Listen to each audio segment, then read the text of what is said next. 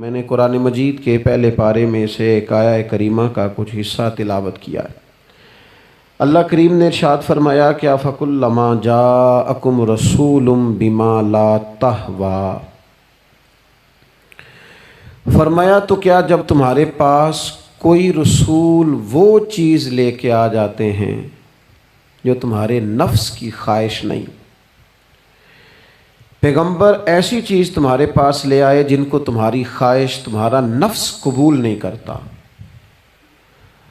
لا تہوی انفسکم مستکبرتم، جن کو تمہارا نفس قبول نہیں کرتا تو پھر تم تکبر کرتے ہو،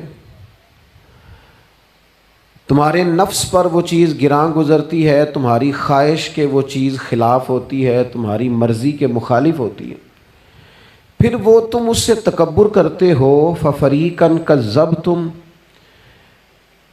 تو ایک گروہ ان میں سے انبیاء کو جھٹلاتا ہے، معاذ اللہ۔ ایک گروہ کیا کرتا ہے؟ نبیوں کو جھٹلاتا ہے، نبیوں کو، اور دوسرا اس سے بھی آگے بڑھ جاتا ہے، وَفَرِيقًا تَقْتُلُونَ، اور ایک گروہ ان کو شہید کر دیتا ہے۔ انبیاء کرام علیہم السلام کی جو تعلیمات ہوتی ہیں وہ کامل، اکمل اور مکمل ہوتی ہیں۔ انبیاء کرام علیہم السلام معصوم ہوتے ہیں۔ نبیوں میں معاذ اللہ نہ ظاہری طور پر کوئی نقص ہوتا ہے نہ باطنی طور پر نقص ہوتا ہے۔ اللہ تعالیٰ انبیاء کرام علیہم السلام کو بڑے قبیلوں میں پیدا فرماتا ہے، ان قبیلوں میں جو اس دور کے اندر لوگوں میں بڑی قدر کی نگاہ سے دیکھے جاتے ہیں، ان میں نبی آتے ہیں۔ انبیاء کرام کو اللہ تعالیٰ حسن و جمال دیتا ہے، قد و قامت دیتا ہے، ان کو اللہ تعالیٰ پر وجیح چہرے دیتا ہے، کامل تعلیمات دیتا ہے۔ اور سب سے بڑی بات یہ ہے کہ انبیاء معصوم ہوتے ہیں، ان کے اندر کوئی نفسانی خواہش ہی نہیں ہوتی، نبی کوئی خطا کرتے ہی نہیں۔ کامل، مکمل، اکمل تعلیم نبی لے کے آتے ہیں، لیکن اللہ کا قرآن کہتا ہے کہ جب وہ چیزیں تمہاری نفس کی خواہش کے خلاف ہوتی ہیں، چیزیں بالکل مکمل ہیں، کامل ہیں، اکمل ہیں، نبی معصوم ہیں، عام آدمی اگر کوئی بات کرتا ہے تو اس کی بات میں نقص رہ جاتا ہے، کمزوری رہ جاتی ہے، کسی دانشور سے، کسی شاعر سے، کسی ادیب سے، کسی آپ جس نے اپنی دانش بینش کے حساب سے کوئی بات کی ہے، آپ اگر اس سے کوئی تربیت لیتے ہیں تو اس کی بات میں کمزوری رہ جائے گی، عام آدمی ہے۔ انبیاء کرام علیہم السلام کی تعلیمات جو ہوتی ہیں وہ ذاتی نہیں ہوتی، وہ وحی الہی کے ساتھ ہوتی ہیں، ان میں کمزوری کوئی نہیں ہوتی، نقص کوئی نہیں ہوتا۔ انبیاء کرام علیہم السلام خوبصورت ہوتے ہیں، نورانی ہوتے ہیں، یعنی کسی بندے نے معاذ اللہ ان سے کوئی ایسی چیز نہیں دیکھی ہوتی جس سے کہ قباحت پیدا ہو، نقص پیدا ہو۔ انسان دور ہٹے، انہیں اللہ تعالیٰ ظاہری، باطنی، معنوی حسن دے کے دنیا میں بھیجتا ہے، کیوں نہیں لوگ مانتے؟ 950 سال حضرت نوح علیہ السلام نے تبلیغ فرمائی، اور میرے بھائی 1.5 دن میں بندہ تھک جاتا ہے، اکتا جاتا ہے، ہف جاتا ہے، عام آدمی کی بات کر رہا ہوں۔ 950 سال تبلیغ کی، اور تبلیغ کرنے والا بندہ کامل ہے، مکمل ہے، اکمل ہے، دردمند ہے، سونا ہے، نہیں ماننے لوگ۔ کیوں؟ قرآن کہتا ہے اس کی وجہ یہ ہے کہ چیزیں وہ ہیں جو ان کی نفس کی خواہش کے خلاف ہیں، جو یہ ان کے نفس کی اور باطنی جو خواہشات ہیں ان کے مخالف ہیں، نہیں مانتے۔ حضرت موسیٰ کلیم علیہ السلام بنی اسرائیل کو نجات دینے کے لیے آئے تھے، راحت دینے کے لیے تشریف لائے تھے، لیکن آپ ان کے مطالبات دیکھیں کس قدر تکلیف دی۔ کبھی کہتے تھے نہیں مانتے جب تک اللہ کو اعلانیہ نہ دیکھ لیں، کبھی وہ کوئی مطالبہ لے کے آ جاتے، کبھی وہ پانی کا مطالبہ کرتے اور کہتے 12 چشمے الگ الگ چاہیے، کبھی وہ من و سلوہ کا مطالبہ کرتے، کبھی کہتے من و سلوہ تو آتا ہے پر یہ ایک جیسا کھانا ہے، ہمیں تو الگ الگ چاہیے، وہ اجناس چاہیے جو زمین سے اگنی ہے۔ حضرت موسیٰ خوبصورت تھے، نورانی تھے، پروجی تھے، اور کمال یہ ہے کہ رب کے اتنے پیارے ہیں جن سے رب کلام فرماتا ہے، لیکن قوم ہے کہ تسلیم کرنے کو تیار نہیں، ماننے کو تیار نہیں۔ فقط اتنی بات ہے کہ وہ تعلیمات وہ ہیں جو ان کے نفس کی خواہش کے خلاف ہیں، اور ذرا سا انہیں موقع ملا، حضرت موسیٰ علیہ السلام 40 دنوں کے لیے کوہ طور پہ تشریف لے گئے تو پیچھے سے ایک بچڑے کی پوجا شروع کر دی۔ جناب کلیم واپس آئے تو پھر طرح طرح کی ہیلے بازیاں، حضرت یوسف علیہ السلام کا تو حسن مشہور ہے نا ساری دنیا میں، دنیا جانتی ہے نا کتنے سونے تھے، تو کیا اتنا خوبصورت آدمی بھی کنویں میں ڈال دیا جاتا ہے؟ کیا اتنا حسین آدمی بھی بازار میں بیچ دیا جاتا ہے؟ کیا اس قدر شخص جو ظاہری باطنی طور پر نورانی ہو، اس شخص پر بھی الزامات دھر کے جیل میں ڈال دیا جاتا ہے؟ مخلوق تو فنکار ہے اس درجہ کے پل بھر میں سنگے در کعبہ سے بھی اصنام تراشے، اور تم کون ہو کیا چیز ہے داغے کبابی، لوگوں نے تو مریم پہ بھی الزام تراشے، حضرت مریم سلام اللہ علیہ پر بھی، اور جناب عیسیٰ جن کو اللہ نے کھلے معجزات دیے، کوئی ضرورت تھی کسی اور چیز کی؟ جو بچہ پنگوڑے میں ہی کہہ رہا ہے انی عبداللہ، میں اللہ کا بندہ ہوں، کھلے معجزات اور وہ بھی پنگوڑے میں۔ لیکن قرآن کہتا ہے تعلیمات وہ تھیں کہ جو ان کی نفس کی خواہش کے خلاف تھیں، لہذا نفس کی خواہش، وہ جو ایک جگہ پہ قرآن مجید نے کہا نا کچھ لوگوں نے نفس کی خواہش کو خدا بنا لیا، وہ چونکہ خواہشات نفسانیہ کے خلاف تھیں، نتیجہ اس کا یہ نکلا کہ ان لوگوں نے پیغمبروں، رسولوں، انبیاء، اللہ کے محبوب بندوں کو جھٹلا دیا، یہاں تک کہ قتل کر دیا۔ حضرت زکریا علیہ السلام جیسے لوگوں پر آرے چلا دی، شہادتیں ہو گئی انبیاء کی۔ وجہ کیا تھی؟ نفس کی خواہش کے خلاف تعلیمات تھی انبیاء کی، نہیں تسلیم کیا۔ نبی اکرم نور مجسم شفیع معظم صلی اللہ تعالی علیہ وسلم کے نہ سارے معجزات ان لوگوں نے اپنی آنکھوں سے دیکھے تھے، اور ایک دوسرے کے سامنے بیٹھ کے حضور کی تعریفیں کرتے تھے کہ میرا بھتیجا ہے، اس نے کبھی جھوٹ بولا ہو، ہے کبھی امانت میں خیانت کی ہو، ہے کبھی اس کے اندر کوئی نقص دیکھا ہو۔ وہ تعریفیں، وہ خوبصورتیاں، وہ رعنائیاں۔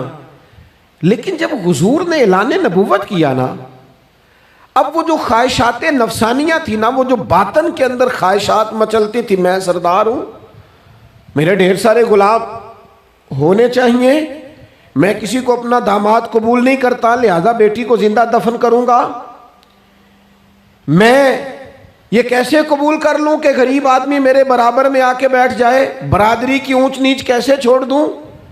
کل تک کہہ رہے تھے آپ صادق ہیں، آپ امین ہیں، آپ حسین ہیں، آپ باوقار ہیں، ہر چیز بیان کر رہے تھے، اور جیسے ہی کہا حضور نے کہ میں اللہ کا رسول بن کے آیا ہوں، جب ماننے کی باری آتی ہے نا، ماننے کی، حضور علیہ السلام پہاڑی پر تشریف فرما ہے، اور کریم محبوب علیہ السلام نے اونچی پہاڑی تھی، اس طرح کوئی آدمی یہاں دیوار پہ اوپر کھڑا ہو جاتا ہے تو آپ تو اس طرف نہیں دیکھ رہے، وہ ادھر بھی دیکھ رہا ہے، ادھر بھی دیکھ رہا ہے۔ اونچی پہاڑی پر حضور کھڑے ہو گئے، اور کھڑے ہو کے فرمایا اگر میں تم سے کہوں کہ پہاڑی کے اس پار دشمن ہے اور وہ تیاری کر کے آ چکا ہے، تم پر حملہ آور ہو جائے گا، کیا میری بات مان لو گے؟ دیکھا نہیں تم نے، میں کہہ رہا ہوں دشمن ہے، تسلیم کرو گے؟ سارے مکے کے لوگ جمع تھے، کہنے لگے کیوں نہیں مانیں گے، آپ صادق بھی ہیں اور امین بھی ہیں، آپ کی زبان سے کبھی جھوٹ نکلا ہی نہیں۔ یہ خاص پیغام حسین کانفرنس میں عرض کرنا ہے آپ کو، بھئی میں اگر کہوں کہ اس طرف دشمن آ گیا ہے، تم نے نہیں دیکھا، میری زبان پر اعتبار کرتے ہو؟ یا رسول اللہ آپ صادق اور امین ہیں، آپ نے کبھی جھوٹ بولا نہیں، خیانت کی نہیں، 100% یقین ہے، مان لیں گے؟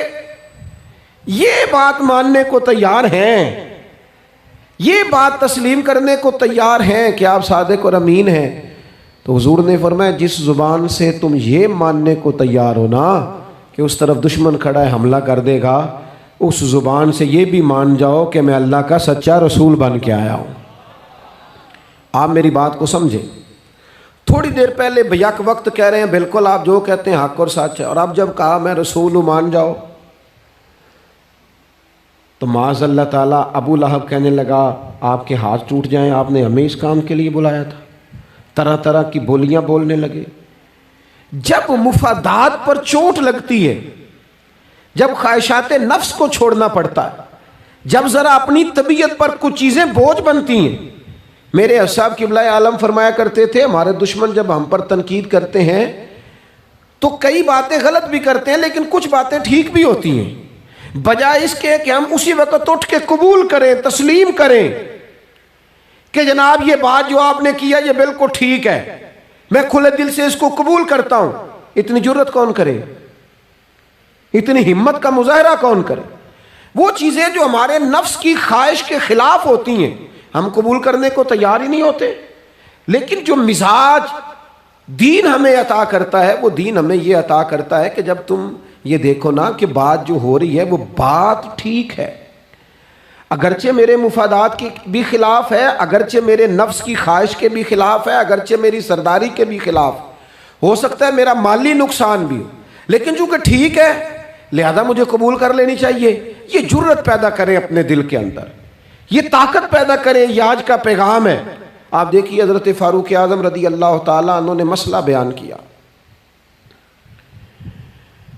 تو جناب فاروق اعظم رضی اللہ تعالیٰ عنہ نے اس مسئلے میں عورتوں کے مہر کے متعلقہ، جو حق مہر ہوتا ہے خاتون کا، اس کے متعلقہ جناب عمر نے کوئی مسئلہ بیان کیا. تو آپ جمعہ پڑھا کے باہر نکلے تو ایک خاتون کھڑی تھی دروازے پر، کہنے لگی امیر المومنین حد ہو گئی ہے، آپ عورتوں کو مہر لینے پر پابندی لگا رہے ہیں، اتنا لینا اتنا نہ لینا، اور اللہ رسول نے کھلی اجازت دی ہے جتنا مرضی لے لیں. اس خاتون نے دلائل پیش کیے. اب امیر المومنین کے سامنے، ایک تو ہے کہ عام مرد کے سامنے عورت بات کرے تو لوگ قبول نہیں کرتے، اور 22 لاکھ مربع میل کا حکمران اور جس کے بارے میں معروف ہے کہ ان کا درہ ہر وقت چلتا ہے، اس خاتون نے جناب عمر سے کہا کہ جناب مسئلہ یوں ہے، آپ نے یوں بیان کیا ہے. اب ارد گرد لوگ کھڑے تھے، کسی نے یہ نہیں کہا گستاخ معاذ اللہ تو کیا کہہ رہی ہے، امیر المومنین کے سامنے کلام کرتی ہے. بات حق تھی، کسی نے جرت نہیں کی. ایک شخص حضرت عمر سے کہنے لگے حضور آپ کچھ بولتے کیوں نہیں، کچھ تبصرہ کریں. فرمانے لگے بولنا کیا ہے، ایک مرد نے خطا کی ہے اور ایک عورت ٹھیک کہہ رہی ہے، اس کی بات درست ہے، میں کھلے دل سے قبول کرتا ہوں. نفس پر گرچہ چوٹ لگتی ہے اسے قبول کریں. کیوں حق کے معاملے میں حضرت صاحب بندے بڑے اچھے ہیں، قبلہ بڑے نفیس آدمی، اور جناب ان کی طبیعت بڑی اچھی ہے، تو پھر آپ قبول کر لیں ان کی بات کو. کہتے ہیں آپ دعا کریں میرے لیے میں قبول کر لوں، آپ دعا کریں میں ٹھیک ہو جاؤں. او خدا کے بندے، جسے تو ٹھیک سمجھ رہا ہے اس کی بات کو قبول کر، اس بات کا قائل ہو جا، اس پر عمل کر. ہمارے مزاجوں میں وہ جو نفسانی خواہشات کا غلبہ ہے آج بھی پوری طرح وہ ہمیں اپنی لپیٹ میں لیے ہوئے، ہم سمجھنے کو تیار نہیں ہوتے. حق حق ہوتا ہے، اور جب حق واضح ہو جائے پھر نفسانی خواہشات کو نہ دیکھو. نفس ایک بچے کی طرح ہے، اس کی ایک بات مانو گے دوسری خواہش کرے گا، دوسری بات مانو گے تیسری خواہش کرے گا. اللہ کے محبوب علیہ السلام نے دعا فرمائی ہے، مسند امام احمد بن حنبل میں موجود ہے. حضور اللہ کی بارگاہ میں عرض کرتے ہیں تعلیم امت کے لیے، صرف ہمیں سمجھانے کے لیے، ورنہ تو معصوم عن الخطا ہے. محبوب اللہ کی بارگاہ میں عرض کرتے ہیں اے اللہ مجھے اس خواہش سے بچانا جو ایک اور خواہش میں مبتلا کر دے، اس خواہش سے بچانا جو خواہشات کے دروازے کھول. ہم اپنے نفس کو لے کر دین کے مقابلے میں کھڑے ہو گئے. میری برادری کہتی ہے کہ شادی میں ڈھول بجے گا، تماشا ہوگا، اور اللہ رسول کہتے ہیں کہ اس میں شریعت کا بول بالا ہوگا، پتہ چلے گا جیتتا کون ہے. میری اولاد کہتی ہے کہ اس رستے جانا ہے، رب رسول فرماتے ہیں اس راہ پہ جانا ہے. نفس کی خواہش اور ہے، اللہ رسول کا حکم اور ہے، ہم اس کو تسلیم کرنے کو تیار نہیں ہوتے. معافی مانگنی پڑ گئی ہے ایک بندے سے. ہماری جو بنائی ہوئے قبیلے اور برادریوں میں اونچ نیچ ہے اس کے حساب سے ہم بڑے قبیلے سے ہیں، وہ چھوٹی قبیلے سے ہم نے جو بنائی ہے، ورنہ تو قبیلے فقط تعارف کے لیے ہوتے. معذرت کرنی پڑ گئی ہے، لیکن کمال ہے ہمارے مزاج میں وہ پیدا ہو. اللہ رسول کو راضی کرنے کے لیے تھوڑی دیر اپنے نفس کو کچلیں. ممکن ہے ایسا ہو، کرتے ہی نہیں ایسا، مزاج نہیں بنایا.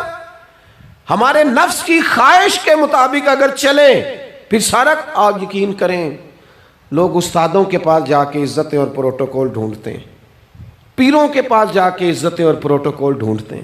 ایسی جگہوں پہ جہاں پروٹوکول دینے کی باری تھی وہاں بھی لینے کے چکر میں پڑ جاتے.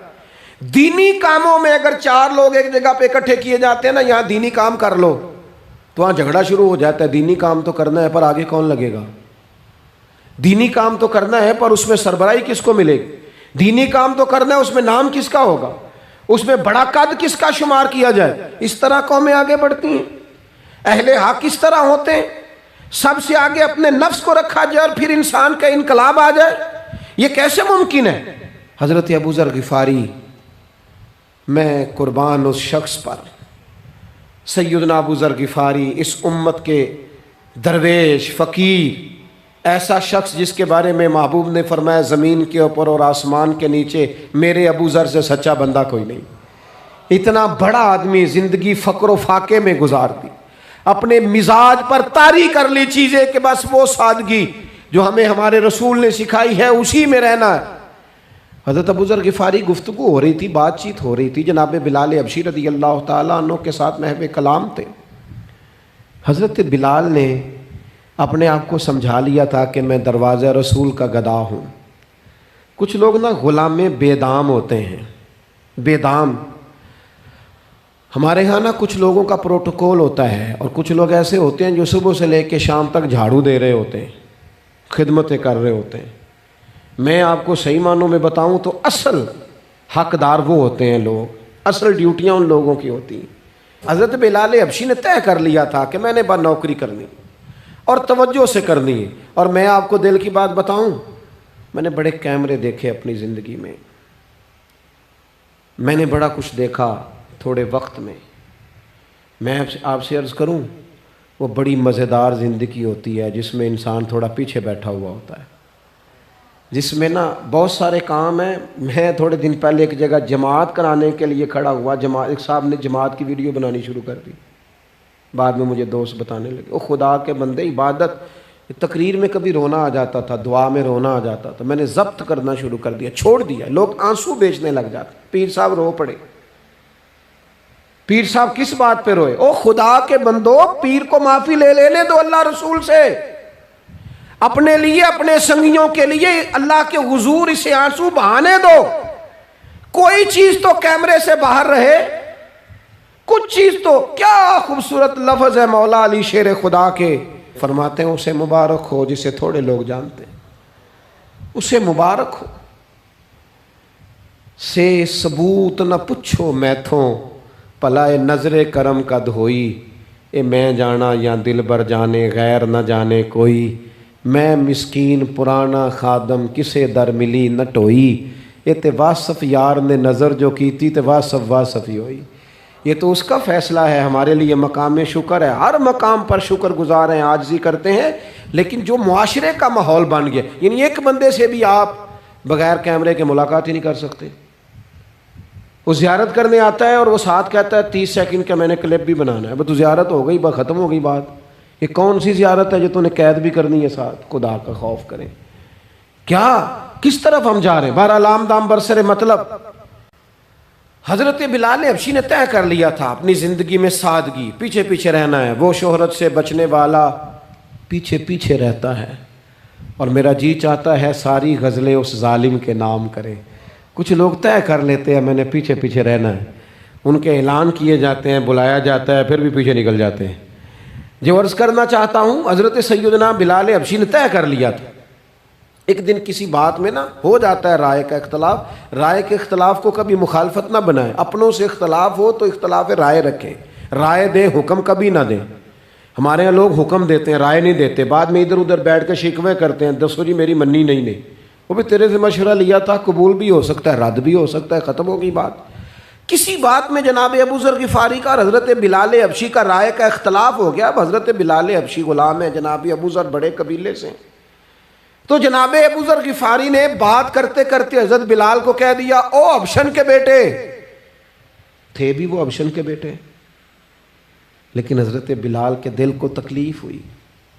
بعض لوگ کہتے ہیں میں نے سچ ہی بولا ہے، سچ اپنے بارے میں بولنا، تو دوسروں کے بارے میں سچ بولتا ہے، اپنے بارے میں بول، صرف تو دوسروں کے لیے بولے۔ او جی میں نے سچ ہی تو بولا تھا۔ سچ بولنے کی بھی حکمت ہے، سچ بولنے کی سب سے بڑا سچ کسی کو اللہ کی طرف بلانا ہے، اور میرا رب فرماتا ہے ادعو الی سبیل ربک بالحکمہ، کسی کو اللہ کی طرف بھی بلاؤ تو دانائی کے ساتھ بلاؤ، حکمت کے ساتھ۔ سب سے بڑا سچ بھی بولو تو دانائی کے ساتھ بولو۔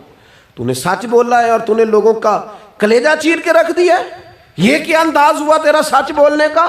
یہ کیا طریقہ ہوا؟ حضرت سیدنا بلال حبشی رضی اللہ تعالیٰ عنہ کو جناب ابو ذر غفاری نے کہا حبشن کے بیٹے بات سچی تھی. حضرت بلال کو تکلیف ہوئی, کونے میں بیٹھ کے روئے, اور غلام روئے اور آقا کو خبر نہ ہو. تڑپے جو ہم یہاں تو مدینے خبر گئی. حضور علیہ الصلوۃ والسلام پتہ چلا, محبوب نے منبر سجایا. حضور کی عادت تھی نامینیٹ کر کے اصلاح نہیں کرتے تھے, بائی نیم نہیں, نامزد کر کے نہیں, اوورال بات کر دیتے, سمجھنے والے سمجھ جاتے. حضور فرمانے لگے لوگوں کو کیا ہو گیا ہے, میں نے تو جاہلیت کی ساری باتیں پاؤں تلے رون دی تھی, ابھی بھی کہتے ہیں بلال کو حبشن کا بیٹا. حضرت ابو ذر غفاری کہتے ہیں باقی تو کوئی نہ سمجھے تو میں سمجھ گیا. بڑا مشکل ہوتا ہے مجمعوں میں اٹھ کے معافی مانگنا. ہمارے ہاں بعض لوگ معافی بھی اس طرح مانگتے ہیں کہ یوں لگتا ہے گن بھی ساتھ پکڑی ہوئی ہے, معافی دو ورنہ گولی مار دوں گا. معافی مانگنے کا بھی طریقہ سلیقہ نہیں آتا. اور دنیا میں کچھ ایسے نفس پرست ہیں ان کو استادوں سے معافی مانگنے پڑی تو نہیں مانگ سکتے, مشائخ سے معافی مانگنے آتی ہے تو نفس کے بندے بن کے نفس کی غلامی کرتے ہیں, لیکن اپنی عزت کی جگہوں کو بھی درست نہیں کرتے. کتنا بڑا مجرم ہے جو باپ سے بھی معافی نہ مانگ سکے, جو ماں سے بھی نہ کہہ سکے میں غلطی کر گیا تھا. اتنی بڑی نفس پرستی. تو نے آقا بنا لیا اپنے نفس کو اپنا. مجمعوں میں معافی مانگنا, اعتراف کرنا, حق کو قبول کرنا, اپنے نفس کو ذبح کرنا. حضرت ابو ذر غفاری مجمع کے بیچ اٹھ کے کھڑے ہوئے, چمکتا دمکتا چہرہ, قبولیت حق کا جذبہ, اپنے نفس کو چیر دینا اور اس پر پاؤں رکھ کے رب رسول کا قرب حاصل کرنے کا ذائقہ. جناب ابو ذر غفاری حضرت بلال کے قریب گئے اور پھر ان کے سامنے لیٹ گئے, رو کے کہنے لگے حبشن کے بیٹے اٹھا اپنا پیر اور رکھ میرے سینے پہ. میں اس قوم کو بتانا چاہتا ہوں کہ تھا تو حبشن کا بیٹا, پر جب سے مدینے والے کا کلمہ پڑا ہے کائنات میں عزت والا ہو گیا ہے. یہ دیکھو کس نے ذروں کو اٹھایا اور صحرا کر دیا, کس نے قطروں کو ملایا اور دریا کر دیا, کس کی حکمت نے یتیموں کو کیا در یتیم اور غلاموں کو دنیا بھر کا مولا کر دیا. ہمارا نفس کی خواہش بچی, رشتے نہیں بچے. ہمارے نفس کی خواہش بچی, تعلقات نہیں بچے. نفس کی خواہشیں بچی, ہمارے اپنے نہیں بچے. نفس کی خواہشیں بچی, مال جمع ہوا, دیانتداری نہیں بچی, وعدوں کی پابندی نہیں بچی, تجوریاں بھر گئیں, روحیں اجڑ گئیں. بددیانتی سے رزق حرام سے کمایا ہوا مال, کاریں کوٹھیاں بنگلے بن گئے, باطن اجڑ گیا. اس لیے کہ نفس کی خواہش پوری کی. نفس کے سامنے اگر انبیاء کی بھی تعلیمات آئیں, لوگوں نے تکبر کیا, قتل تک کر دیا نبیوں کو, لیکن اپنے نفس کی خواہش کے خلاف جانے کو تیار نہ ہوئے. خدا را واپس آ جاؤ, خدا را. وقت آیا, یہ وقت بدلتا رہا, یہ دور تبدیل ہوتا رہا. لوگوں نے اپنی بادشاہیاں قائم کرنے کے لیے بڑے بڑے قتل کیے. ہلاکو خان نے انسانی کھوپڑیوں کے مینار بنائے. لوگوں نے بڑے بڑے ظلم کیے, جبر کیے, خوف اور ہراس پھیلایا. اپنے اقتدار پکے کرنے کے لیے بڑے بڑے جبر کیے. پھر کیا ہوا؟ ایسی ایسی بیماریاں لگیں جن کے علاج ہی کوئی نہیں تھے دنیا میں. بھری ہوئی تجوریاں, پیسے باہر گر رہے ہیں, پر ڈاکٹر کہہ رہا ہے تیرا مرضی وہ ہے جس کا علاج ہی کوئی نہیں. اللہ تبارک و تعالیٰ کے قانون سے جب لوگ ٹکراتے ہیں پھر پاش پاش ہو جاتے ہیں. وقت گزرا, ٹائم یزید کا آیا. وقت گزرا تو ٹائم عبید اللہ ابن زیاد کا آیا, ٹائم شمر کا آیا. 1450 سال گزرنے کے بعد اس ہزاروں کے مجمع میں سے ایک ایک بچے کو حدیث یاد ہے کہ حسن اور حسین جنتی جوانوں کے سردار ہیں. بتاؤ یزید کو نہیں آتی تھی, شمر کو نہیں پتا تھا, کلمہ تو پڑھتے تھے نا. یہ عبید اللہ ابن زیاد کو نہیں پتا تھا. نبی پاک علیہ السلام کے کندھوں پر حسنین رہے, ان سب کو پتہ نہیں تھا؟ یہ جانتے نہیں تھے کہ یہ وہ حسنین کریمین ہیں جن کو حضور سنتے تھے، فرماتے تھے یہ میرے پھول ہیں دونوں؟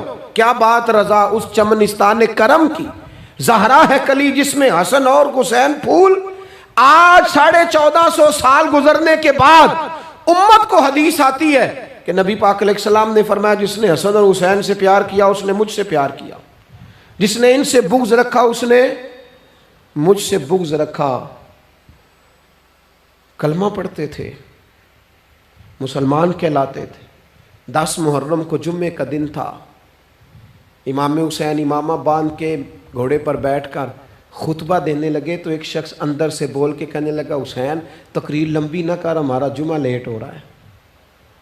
بلے و نمازیو، سامنے وہ شخصیت کھڑی ہے جس پر ابھی درود پڑھیں گے نماز میں، اللہم صلی علی محمد وعلی، ابھی درود پڑھیں گے حسین ابن علی پر، ابھی شہید کر کے ابھی درود پڑھیں گے، وہ سامنے کھڑے۔ اور امام حسین کا ایک جملہ تاریخ نے یوں لکھا ہے کہ شاید ریت کے ذرے بھی تڑپ گئے۔ امام علی مقام فرمانے لگے مجھے غور سے دیکھو، تمہیں پتہ ہے میں کون ہوں؟ تم جانتے ہو میں کون ہوں؟ نبی پاک نے فرمایا تھا یہ حسن اور حسین میرے بیٹے ہیں کیونکہ میری بیٹی کے بیٹے۔ تمہیں پتہ ہے میں کون ہوں؟ سامنے امام حسین کھڑے، فرمایا مجھے جانتے ہو؟ اور امام علی مقام فرمانے لگے میں تمہارے نبی کا نواسا ہوں، اور آج کے بعد تمہیں کسی نبی کا کوئی نواسا نہیں ملے گا، کیونکہ نبی پاک آخری نبی ہیں، اور جب حضور کے بعد کوئی نبی نہیں آئے گا تو کسی نبی کی اولاد کیسے ہوگی؟ تمہیں آج کے بعد کسی نبی کے نواسے کی زیارت نہیں ملے گی۔ میں کیسے آپ سے یہ بات آپ کو عرض کروں کہ سامنے حسین ابن علی بھی ہوں تو لوگ نفس کی خواہشیں پوری کرتے ہیں، لوگ اپنی کرسیاں پکی کرتے ہیں، لوگ گورنریاں پکی کرتے رہے، لوگ گڈ بک میں جانے کے لیے ایک دوسرے کو شاباشیاں دیتے رہے، جشن ہوتا رہا۔ سب سے پہلے ایک شخص نے امام حسین کا قافلہ روکا تھا، اس کا نام حور بن یزید تھا، سب سے پہلے اس نے روکا تھا، وہ ایک لشکر کا سپہ سالار تھا۔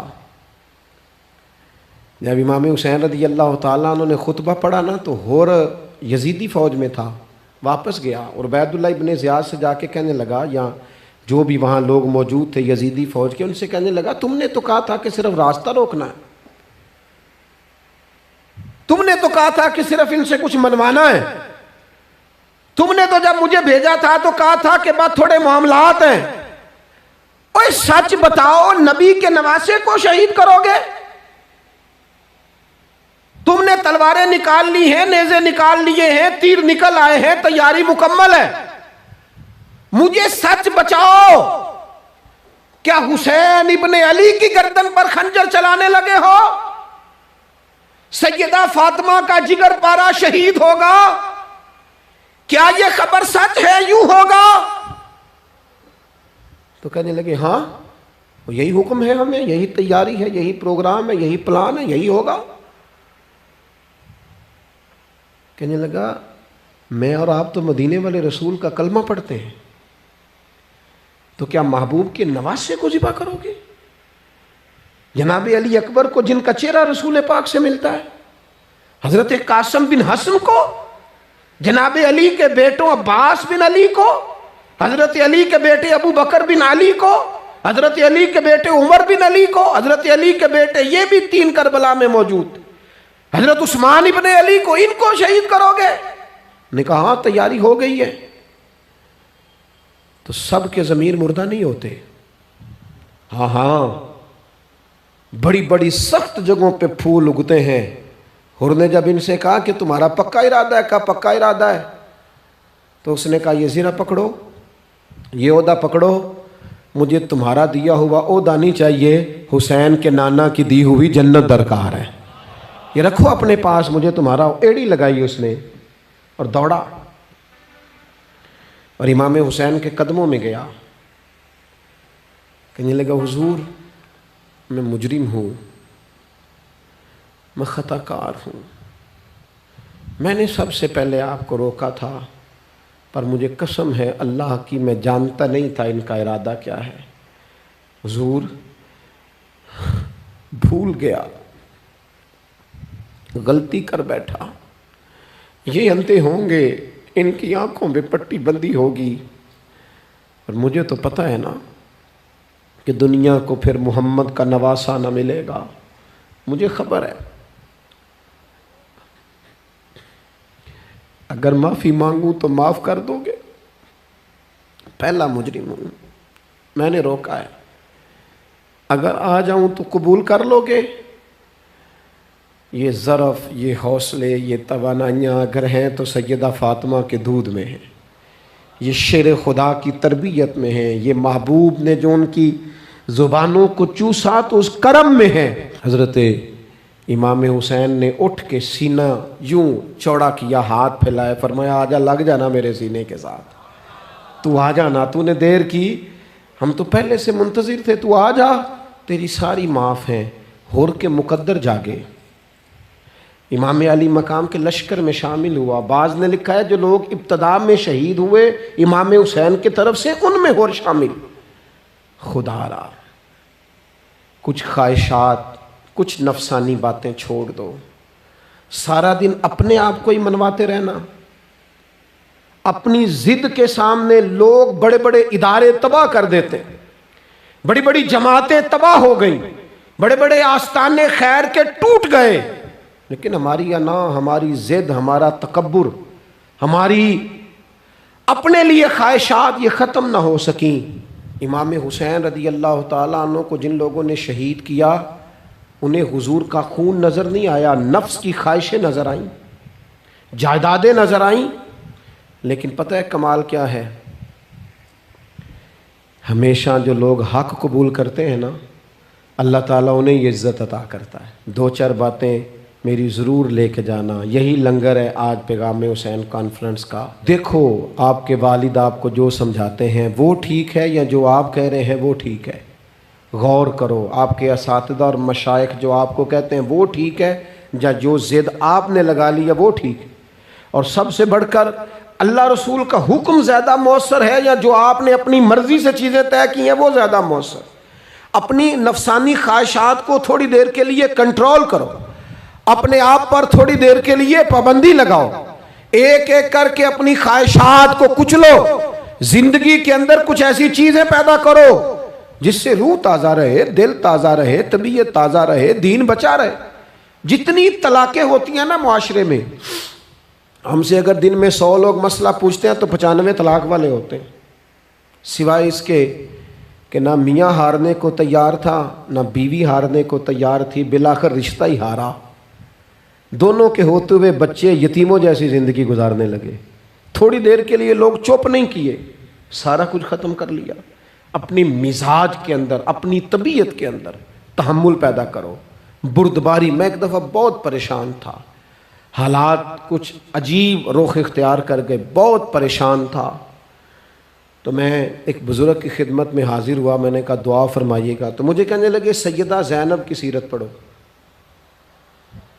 تو میں نے پہلے دن آ کے کتاب کھولی نا، تو دربار دمشق میں جو جناب زینب نے کلام فرمایا نا، انسان ٹوٹ جاتا ہے، لیکن انسان حق پہ ہو کہ اگر گلا بھی کٹا لینا تو اس کا مزاج طاقتور رہتا ہے، روح طاقتور رہتی، اسے محسوس ہوتا ہے کہ میں کمزور نہیں پڑا۔ یزید نے جب کوئی بات کی نا دمشق کے دربار میں، تو حضرت زینب پیچھے بیٹھی تھی پردے کے لوگوں کے درمیان، اس نے جب کوئی بات کی تو جناب زینب وہاں سے اٹھ کے، ہماری خواتین ہر بات پہ روتی ہیں، دو کہیں کہ ختم ہی نہیں ہوتے، جناب زینب پیچھے سے اٹھیں پردے کے پیچھے سے، اور جب اپنی گرجدار آواز میں انہوں نے گفتگو شروع کی تو وہاں ایک نابینا بزرگ بیٹھے تھے جو مولا علی شیر خدا کی بارگاہ میں حاضری دیا کرتے تھے۔ جب سیدہ زینب نے خطبہ شروع کیا نا تو وہ بزرگ چونک گئے، اور وہ نابینا تھے تو ساتھ والے آدمی کا گھٹنا ہلا کے کہنے لگے علی آ گئے دربار میں۔ علی کی آواز ہے، علی بول رہے ہیں دربار دمشق میں، وہ زینب کا خطاب منبر پہ علی بول رہے ہوں جیسے، علی آ گئے، وہ گرج آواز میں، وہ تنتنا، وہ دبدبا، وہ वफादारी, वो उनकी बात में सदाकत, कांप गई हर चीज़ दरबार की। और इमाम ज़ैनुल आबिदीन बीमार भी थे, मुसाफिर भी थे, परेशान भी थे, लेकिन जब यजीद से उन्होंने कहा ना मुझे खुतबा देने दे, तो चंद मिनट गुफ्तगू की इमाम ज़ैनुल आबिदीन ने, तो कहने लगा अज़ान पढ़ो जमात कराएं, इसलिए कि इनकी बातों में वो हक होता है। मैं देखता हूँ हमारी सब की अपनी अपनी ख्वाहिशें हैं, अपने अपने रवैये हैं, अपना अपना मिजाज है। अगर लोगों को किसी जगह भी मुल्क की मिली और दीनी प्रोग्राम के लिए जमा होने को कहा जाए, हम तैयार नहीं। क्या किया जाता है हमारे साथ? हमारे ज़मीर इसलिए ख़रीदे जाते हैं कि हम ख्वाहिशात के बंदे हैं। अलग अलग करके किसी को कहा जाता है तेरा कारोबार चमक जाएगा, किसी को कहा जाता है तेरा वो निज़ाम ठीक हो जाएगा। अलग अलग करके लोगों को ख़रीद लिया जाता है। लेकिन अगर ख्वाहिशात थोड़ी हों, अल्लाह की रज़ा पर चलने का जज्बा ज़्यादा हो, तो मेरे अज़ीज़ ज़िंदगी आसान हो जाएगी। मैं तो इमाम अली मकाम रज़ी अल्लाह ताला अन्हु और यजीद के मामले में एक ही बात समझा हूँ, सबको पता था ये हुसैन इब्न अली, सबको पता था हक़ इनके साथ है, सब जानते थे इनसे ज़्यादा अज़मत किसी की नहीं, लेकिन अपने नफ्स की ख्वाहिशों पर कंट्रोल नहीं कर सके। पूरी उम्मत का इस वक्त मसला ज़रूरियात का नहीं, ख्वाहिशात का है। 2 कदम पीछे हटें ख्वाहिशों के लिए, 4 कदम आगे बढ़ें दीन के लिए। 2 कदम पीछे हटें अपनी ख्वाहिशात को छोड़ें, 4 कदम आगे बढ़ें मुल्क के लिए, मिल्लत के लिए। 2 कदम पीछे हटें अपनी ख्वाहिशात को छोड़ें, 4 कदम आगे बढ़े नजरिए के लिए और फिक्र के लिए और इमाम हुसैन के पैगाम के लिए। आज मैं आपसे गुजारिश करूंगा, अगर अनाम बचाओगे तो रूहानियत नहीं बचेगी, अगर नाम बनाओगे तो काम नहीं होगा। फाजिल बरेलवी ने कहा था बेनिशानों का निशान मिटता नहीं, हमारा तो मिटते मिटते भी नाम हो ही जाएगा। अपनी ज़िंदगी से नफसानी ख्वाहिशात को निकाल दो, वरना ये बड़े बड़े फजीलत माब लोगों के सामने भी खड़ी हो जाती है, बेअदब करती है, बंदे को ये गुस्ताख बनाती है। माज़अल्लाह बड़ी जगह इंसान ज़्यादतियों पे, आज भी कुछ लोग कहते हैं फ़लाँ आदमी इतना नेक है तो फिर फ़लाँ बंदा मुखालफत क्यों करता है। मैंने कहा जो नबियों की मुखालफत से बाज नहीं आए, जो सहाबा की मुखालफत से बाज नहीं आए, अहले बैत की मुखालफत, जो हुसैन इब्न अली के सामने खड़े हो गए, नेक आदमी किस खाते में। अल्लाह का कुरान कहता है युजाहिदून फी सबीलिल्लाहि वला यखाफूना लौमत लाइम ज़ालिका फज़लुल्लाह युतीही मन यशा। कुछ लोग अल्लाह के रास्ते में जिहाद करते हैं तो लोग उनकी मलामत भी करते हैं, उन्हें बुरा भी कहते हैं, पर वो किसी की परवाह नहीं करते। ये उन पर अल्लाह का फ़ज़ल है और ये फ़ज़ल रब जिसे चाहता है उसे अता करता है। आप हजरात आज इस महफ़िल से ये लंगर लेके जाइएगा कि कहीं मेरी रूहानियत के सामने मेरी नफसानी ख्वाहिशात तो नहीं खड़ी हो गई।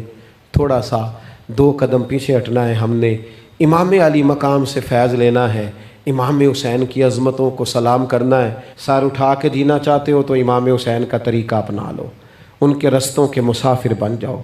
ज़िंदगी वक़ार के साथ गुज़रेगी, खुददारी के साथ गुज़रेगी, इज़्ज़त नफ्स के साथ गुज़रेगी।